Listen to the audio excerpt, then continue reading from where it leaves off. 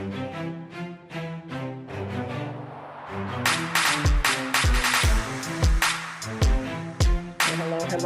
My name is Angela Odom, and I am excited once again to come to you on the Better You Leadership Podcast. Oh my goodness. Today we're talking about some things that happen every single day. Something that happens every single day. And what's that? Conflict. There's like some need is not being met. Something is happening. We're like, whoa, hold up. What we do in that moment actually impacts so much more. All right, there, Carrie. Carrie says, it's cold but sunny. What is this? May? It's cold? Yeah. Okay. Sunny. Okay, I get it. Well, good morning or good afternoon to you, Carrie, and to others who are listening. Let us know where you are actually listening from. And so we are talking today about you yourself, right? Understanding your go-to conflict handling mode. Like, how do you handle conflict? I took this, let me just take this out so you can see it, right?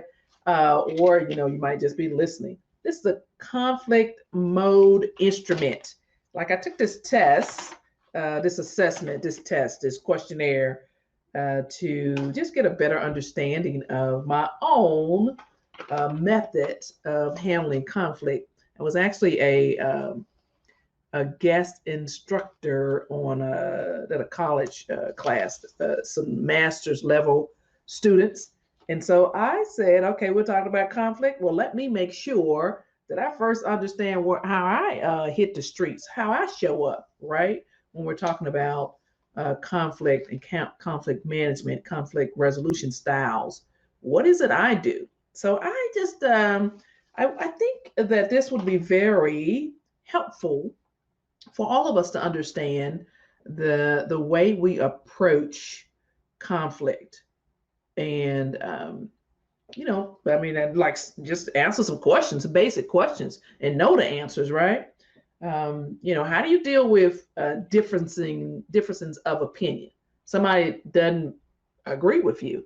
Well, how do you deal with like different approaches to decision making or work ethic? Like you're working your butt off, and you look to the left or the right, and the other person's not. How do you deal with that? What about rewards, of compensation, or just problem solving? How do you deal with communication? And I was just asking a question of somebody else, like, what happens when somebody challenges your authority, or challenges your approach to how you are going about things? And then you need to know for yourself how you respond to poor work performance, insubordination, people being disrespectful, whether it's intentional or not, or some kind of demeaning behavior. How do you deal with these things, and then understand what the impact of all of these behavior examples really lead to? Well, what happens? What happens when things are not perfect and one person's need is not being met, and there's some conflict? Sometimes people, you hear word conflict, you're like, oh, I don't want to talk about it. Let's just move past it. However, conflict in itself is not a bad thing. It's not necessarily a nefarious thing, right? Sometimes conflict is good, and just changing or challenging the status quo. You ever been in a workplace or any place, and I'm like, why we keep doing it this way? Hey, that's the way we always done it. Or why is this person without the skill set doing this? Well, let's just keep conflict down. We don't want any drama. Sometimes it's okay to challenge the way things are done, and that creates some differences, some conflict. And so the good news is, as leaders, guess what? We need to know how we handle conflict. And we need to know, what happens when we're being challenged.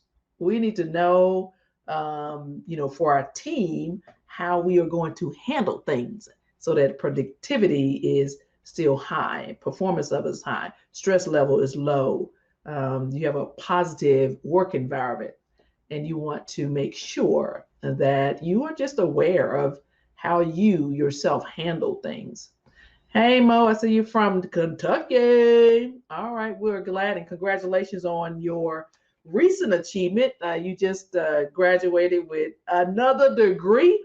Bam, high five on that, and congratulations for all of that hard work. And thank you for showing up today. I know you and Carrie have so many other places you could be, and yet you're here right here on the Better You Leadership Podcast as we are talking through conflict and really the 5 conflict handling modes.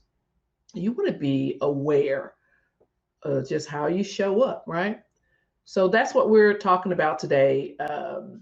This competency, that's what this is. This is a great skill. This is a great competency to be able to understand your own way of dealing with conflict.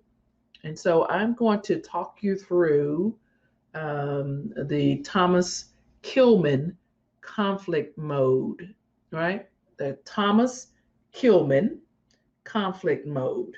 That's what I'm going to talk you through. And that's like HR professionals around the world, they use this. They have an instrument. They call the instrument the survey. Like I said, I took mine, right? And of course, I printed it. Like you could just look at it on your screen. It's all digital and all that kind of stuff. But I like the paper. I like that. So there are like 5 major styles of conflict management, according to this Thomas Kilman conflict mode, right? So that would be collaborating, competing, avoiding, accommodating, and compromising. And we'll talk through those later. But well, the first thing is, are you already familiar with these different styles? And just right up front, let's go and do like a pre-test, right?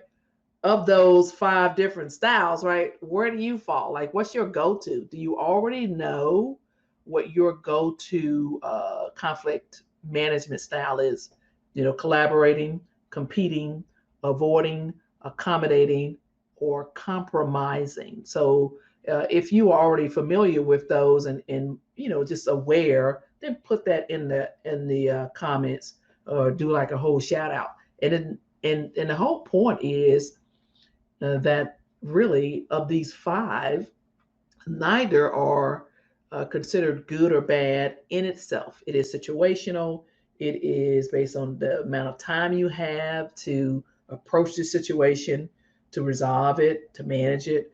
It is the experience level of the people that are involved. Also the trust level.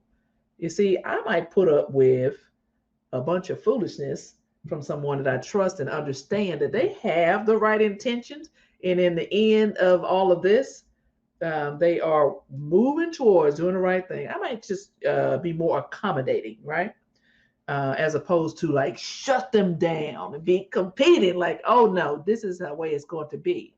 Or to attempt to create some type of compromise. Or sometimes, like, what, I don't even want to deal with that. I'm just going to avoid the whole situation. Or I just simply don't want to invest my time in it right now. But we'll talk through those. So the history of the Thomas Kilman model in the 70s, it's a research tool, right? So Kenneth Thomas and Ralph Kilman, and that is Kil, 1 L, MANN, 2 N's. They developed this model for conflict resolution. And they've been working through this thing for like 30 years. And if you've heard of the Myers-Briggs instrument, the assessment tool, this is one of them, those types of tools, right? It's all about management and how you get things done. It's all about your leadership capabilities and how you carry yourself. So the term conflict, as they are describing it, is they describe it like a condition in which people's concerns can't be compared with others. Like my concerns are different than your concerns. And so if we got two people of different groups, we care about things that are, not the same, right? Then there's a conflict, right? And so that's not necessarily bad or good, right? It's just like different. My interests might be different, but as we have converged at this point in time, then we need to make a decision, like how we're going to approach this thing, right? And so the model describes the two core dimensions, right, as like assertiveness and cooperativeness. Like it's more like this. I'm going to show it to you. And so if you think of it as one of them on the y-axis and one of them on the a-axis of a graph, then you would have assertiveness and you would have cooperativeness, which means at some point, that means that of these 5 different modes, there is the opportunity to be more assertive and less assertive. There is the opportunity to be more less cooperative and more cooperative, right? And so that's the whole point of this. Like, where are you when you are engaged in a conflict? So the overall concept is that different conflict resolution skills and approaches are available and useful. So the point is, you need to know, like, okay, now when am I going to use this compromising style or mode of handling a conflict? When am I going to be more competitive or collaborating? Or when am I just going to avoid this altogether? Or maybe I'm just going to give up what I need or want at this time and be more accommodating. And so that is the point of this, right? And so what you want to be able to do is understand that everyone is different and know that there are different conflict handling modes. And then you learn your conflict mode. And then guess what? You're going to learn the conflict styles of other people. And then you're going to learn how to use them, when to step in and out of these different modes, and what might be appropriate in one setting, not necessarily appropriate or useful or beneficial in another setting. For example, you might be using the competing mode in a space where you are fighting for resources for your organization. Fighting for money for your organization. For example, this, currently we're in this whole mode of this whole era of PPP. Like, what is it? Like those different loans and all those money and resources that are available. You have to apply through a bank. And so there's like only a certain amount of that money, right? And there's processes and procedures. So you might work with another company or whatever it is to combine your assets. You might collaborate with someone, another organization, or you might just compete. Well, hold up, let me fill out my information and get it in quickly. I'm going to ask for all of this, knowing that there's only like a certain amount. That could be one example, might not be a good example, but it is one. And so you get the idea of competing, not necessarily being a bad thing, right? It's like more on the assertive and less on the cooperative mode, if you look. So you want to understand that everyone is different. This is like the first step. So when you're coming to a conflict with someone, like you come to a party, right? It's important to remember that the way you look at things, the way you see things, the way you understand things might not necessarily be the same way that somebody else sees it, thinks it, hears it, into that kind of thing. They might use a different approach. You might have someone who's loud and boisterous, and you're like, oh my God, it's so annoying. Then again, somebody who is quiet and whatever. So you're just looking at, it's not wrong or right that the other person is different from you. It is just knowing how to engage the individual or the situation, approach the situation to get things done that you want done, right? And so this is a good topic to actually think through and understand that, where you are. So let's just look at again. So the different conflict handling modes: competing, accommodating, avoiding, collaborating, and compromising. And each of these, conflict handling modes, we're going to look at the level of assertiveness and the level of cooperativeness as we talk through each one of the modes, right? And so that's what we're doing. So does that make sense? Let me see. Let's see what we got here. And so Nick says, okay, Mo says, thank you and always. Okay, show up. You got it. No worries.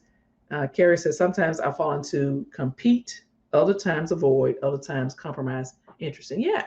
Yeah. So that is very, very good that yourself and very self-aware. And that's where we all need to be. Especially, you mean, think about it, if you are, if you're dealing with, you're a grown woman of a certain age and you're engaging with, some 20-year-olds or some 15-year-olds, and you are approaching a situation, you can approach that differently as if you were dealing with people of a certain experience and age. Your approach is going to be different. The experience of the other people, you understand, like, oh, okay, I don't think they understand this. Or they may not have dealt with that type of situation. Then sometimes you, on the other hand, that if there's some kind of conflict, then you might be the person that needs to shut your big old mouth, right? Because because that person younger in age may have more experience, in that situation. So you might approach it a little different, depending upon the situation. So I want to show you, make sure I can do this. How do I get this on here? I know that's kind of small and I'm not sure if you can see it, but I want to just bring it to your attention, like, so you can see, visualize. So you see the assertiveness and the cooperativeness, and you look at the boxes, right? So competing and accommodating would be exact opposites. And then you look at collaborating and avoiding, that would be exact opposites. And then you look at compromising, which is in the middle, which means that everyone gives up something. There's no deep dive in this. Let's just get this done. Let's all figure out how we can do a little bit of something, give a little bit of something. Whereas competing, which is assertive and uncooperative, you simply try to satisfy your own concerns, and this is at other people's expense, right? And then on the accommodating scale, you look at that as unassertive and cooperative. And so you attempt to satisfy your teammates' concern at your own expense, right? And mothers do that all the time. It was just Mother's Day. Happy belated Mother's Day, by the way. But mothers do that all the time, right? So that's like, okay, got it, I understand. Or you could be working with a group of people where you are mentoring and you are helping them to learn a new skill. And so you want to, like, what? I want you to lead this. So you might be more accommodating of their views, of the approach, because what? It's okay. I'm not that invested in the result. It's more of how do I help you get your concerns met, right?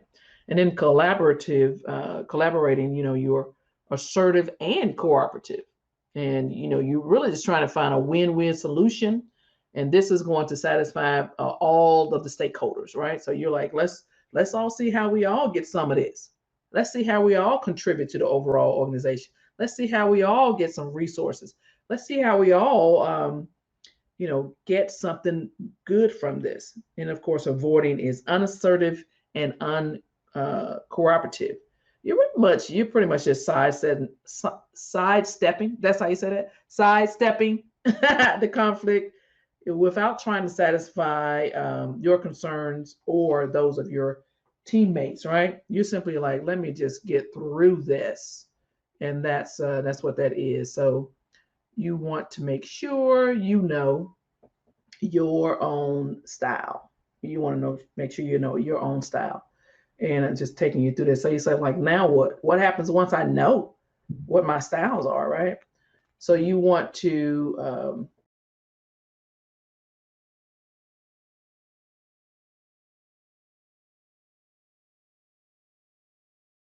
to the strength. There you go. Bam, I'm back. I was over here pushing buttons. Y'all know how I do. And so so you say like, okay, so now I get it. I actually took the test, right? I took the assessment, right? And I don't know. I think it was pretty interesting to me. It's 30 questions, and basically they have an A and B set of questions for 30 times, and they repeat some of the questions, to see how whatever. I got caught up. I was like, okay, I want to make sure I'm right, but I wasn't. It wasn't a matter of being right or correct. It was just a matter of how I usually would approach a situation. And then they give you like a raw score and tell you different benefits of questions to ask, and then when I might use each one of these. And I thought I was like so collaborating, right? I was like, I'm a collaborator. Not so much. I looked at this and I am, tells me that I am, let's see, accommodating my range. Let me go back to, no, compromising,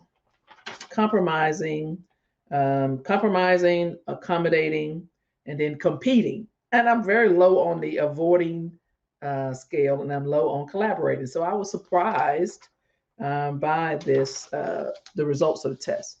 So what I want for you is I want you to be aware of your conflict handling mode. You just didn't like learn other conflict styles and learn how to use them.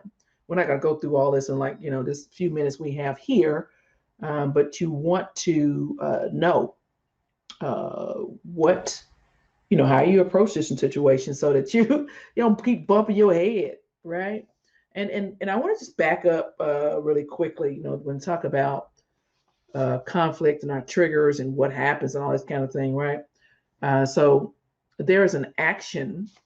Somebody does something happens, and so there's an action, another person's actions, another organization's actions, and there's a stimulus, and then the reaction. The reaction is really about us, and there's that's the trigger right there, right? That's the trigger right there. So you are based on your own values. You've been triggered. And so what if you value being on time? What if you value treating people with respect and dignity, right?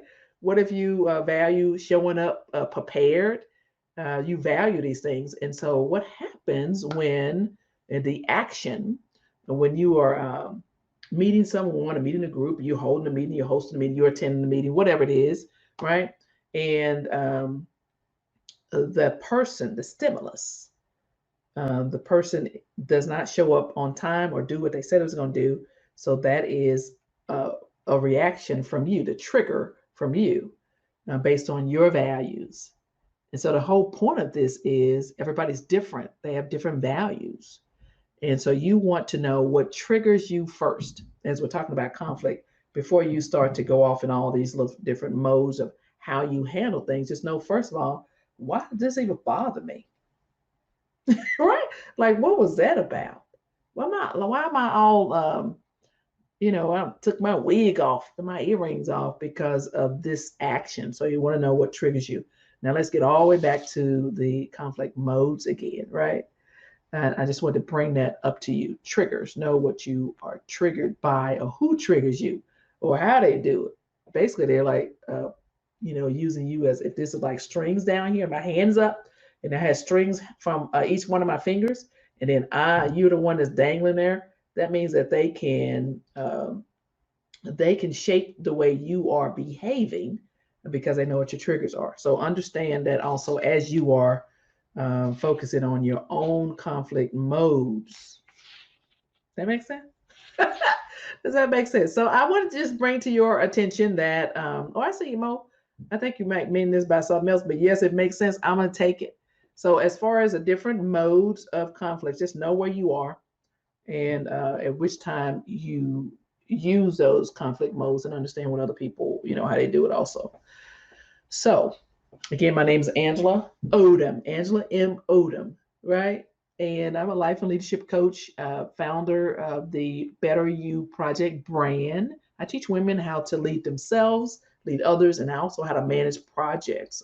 So I want to also tell you that I'm a very proud Army veteran, and I have the opportunity for you to join me in a become a better leader in 100 days private coaching program.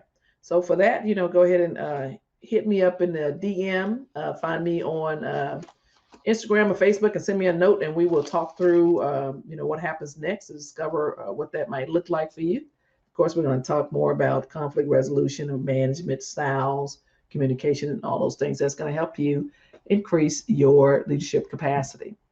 So, with that said, my name is Angela Odom, and as always, I'm rooting for you. You all take care.